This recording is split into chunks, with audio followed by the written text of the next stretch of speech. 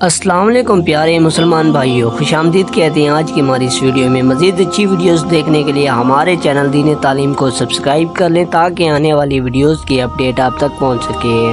ایک دفعہ حضرت علی بن ابی طالب کریم اللہ وجیہ کوفہ میں تھے۔ ممبر پر تشریف لائے اور لوگوں کو خاموش کرانے لگے تاکہ سابقین اور اولین کے حالات سے لوگوں کو آگاہ کر سکے۔ آپ رضی اللہ عنہ مخاطب ہوئے، لوگوں مجھے بتاؤ سب سے زیادہ بہادر کون ہے؟ لوگوں نے کہا امیر المومنین آپ رضی اللہ عنہ ہیں۔ فرمایا کہ میں نے کسی سے مباشرت طلب نہیں کی مگر اس سے پورا انتقام لیا، لیکن تم مجھے یہ بتاؤ کہ لوگوں میں سب سے زیادہ بہادر شخص کون ہے؟ لوگوں نے کہا ہمیں نہیں معلوم، امیر المومنین آپ رضی اللہ عنہ ہی بتا دے کہ کون ہو سکتا ہے۔ حضرت علی رضی اللہ عنہ نے فرمایا کہ سب سے بہادر آدمی ابوبکر صدیق رضی اللہ عنہ، اس لیے کہ بدر کے دن ہم نے رسول اللہ صلی اللہ علیہ وآلہ وسلم کے لیے ایک عریش بنایا تو ہم نے کہا کہ اب رسول اللہ صلی اللہ علیہ وآلہ وسلم کے ساتھ کون رہے گا تاکہ مشرقین آپ صلی اللہ علیہ وآلہ وسلم کو نقصان نہ پہنچا سکے۔ تو خدا کی قسم ابوبکر صدیق رضی اللہ عنہ کے سوا کوئی بھی حضور اکرم صلی اللہ علیہ وآلہ وسلم کے قریب نہیں ہوا۔ ابوبکر رضی اللہ عنہ رسول اللہ صلی اللہ علیہ وآلہ وسلم کے سر پر